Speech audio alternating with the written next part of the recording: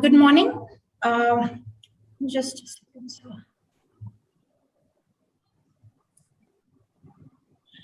Comparative analysis of visual outcomes of a new non-refractive extended vision intraocular lens.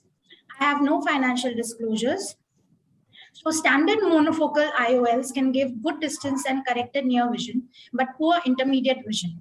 Multifocal IOLs can give spectacle independence for near, but can have decreased contrast sensitivity and photic phenomena. With the arising need for better intermediate vision, extended depth of focus IOLs have been introduced, but they can also be associated with photic phenomena.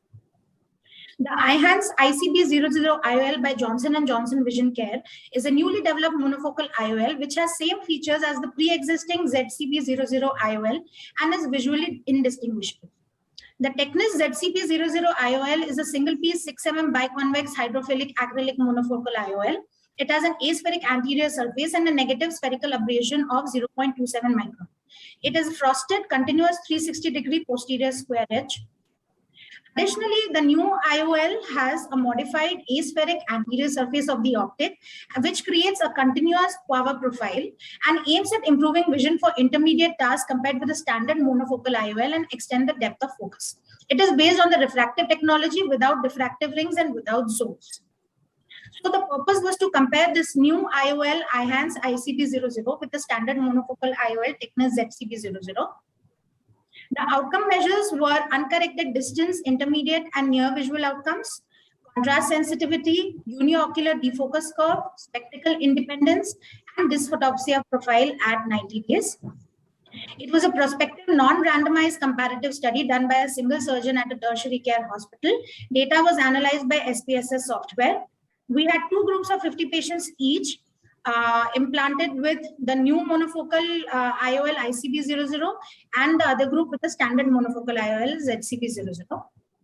The inclusion criteria were age 50 to 75 years, corneal astigmatism of equal to or less than 0.75 diopter, endothelial cell count more than 2000 cells per millimeter square. IOL was implanted between 20 and 23.5 diopter and it was in the back.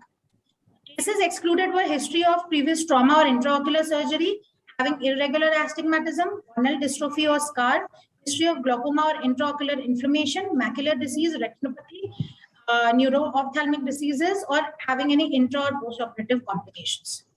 So the results, we did the uncorrected distance, intermediate and near visual acuity and analyzed the data and the group statistics and key tests for equality of means for uncorrected distance visual acuity and uncorrected near visual acuity showed comparable results between the two groups and the difference was non-significant.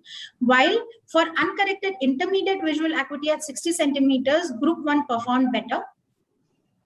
Contrast sensitivity was seen in photopic and mesopic conditions in both the groups at 7 and 90 days, and it was seen with increasing spatial frequencies. The MTF values for both the IOLs was decreasing.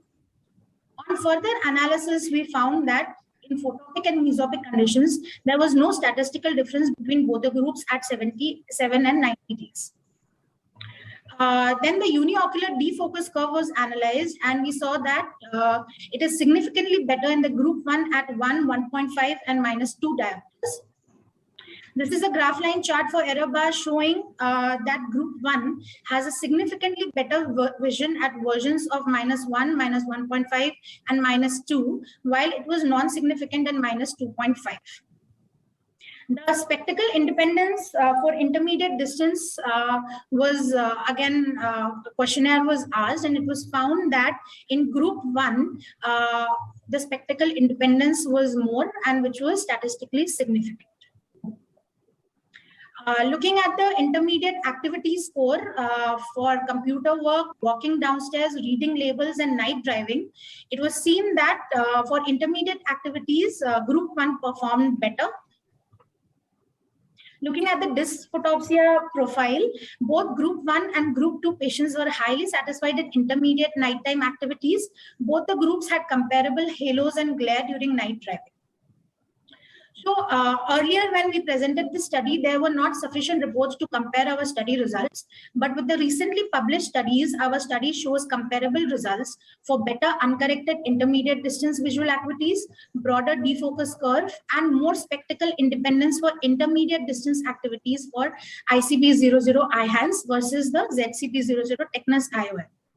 A study by Offord et al. Showed similar comparable photic phenomena and contrast functions in both IOLs, similar to our study. A study by Vega et al. However, showed that MTF scores were lower for the ICP00 IOL at 2 mm pupils, but it was comparable at pupils more than 3.5 mm. The difference, however, was not significant in our study. So to conclude, implantation of non-diffractive extended vision IOL provided extended range of vision and low incidence of unwanted photic phenomena.